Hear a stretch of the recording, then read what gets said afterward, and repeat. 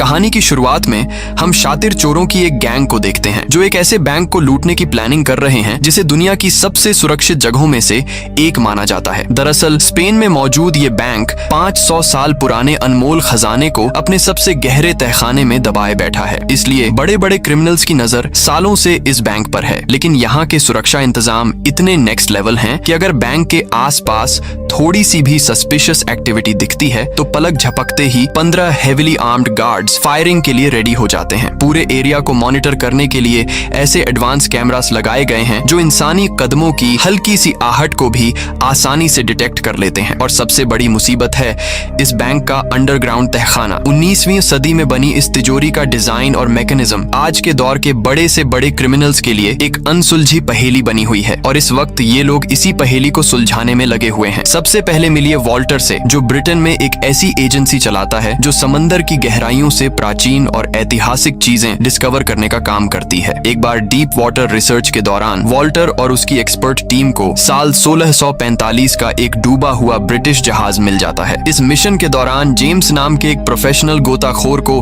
पानी के नीचे एक बहुत पुराना बॉक्स मिलता है जिसके भीतर सदियों पुराने सोने के 3 रेयर सिक्के रखे हुए हैं। इन तीनों सिक्कों के पीछे एक बहुत बड़ा मिस्ट्री छिपा हुआ है जिसे जानने के बाद किसी भी इंसान का लालच जाग जाए। लेकिन इससे पहले कि वॉल्टर और उसके साथी अपनी इस बड़ी सक्सेस का जश्न मना पाते, ठीक उसी समय स्पेनिश नेवी के जंगी जहाजों ने उनके पूरे शिप को चारों तरफ से घेर लिया। स्पेनिश नेवी ऑफिसर का क्लेम था कि वॉल्टर की टीम ने उनके समुद्री बॉर्डर का उल्लंघन करके यह खजाना निकाला है। इसके तुरंत बाद स्पेन की नेवी ने वॉल्टर की टीम की सारी कीमती प्रॉपर्टी अपने कब्जे में ले ली। उन अनमोल सिक्कों वाले बॉक्स को भी वहां की सरकार ने सीज कर लिया और सीधे उसी सुपर सेफ बैंक के अंडरग्राउंड तहखाने में लॉक कर दिया। वॉल्टर अपनी सालों की मेहनत की इस बर्बादी को बर्दाश्त नहीं कर पा रहा था। उसकी टीम ने अपनी जान दांव पर लगाकर समंदर से वह खजाना निकाला था जिसे नेवी ने बिना किसी मेहनत के छीन लिया और अब बदला लेने के लिए वो उस बैंक के भीतर घुसकर अपने तीनों सिक्के वापस चुराने का एक मास्टर प्लान तैयार कर रहा है। वॉल्टर ये मुश्किल काम अकेले नहीं कर सकता था, इसलिए उसने अपने ही देश के एक जीनियस स्टूडेंट थॉम को अपने साथ मिला लिया जो बहुत कम उम्र में एक्स्ट्रॉर्डिनरी माइंडसेट का मालिक है। थॉम अभी यूनिवर्सिटी में पढ़ाई ही पूरी कर रहा था, लेकिन उसकी काबिलियत देखकर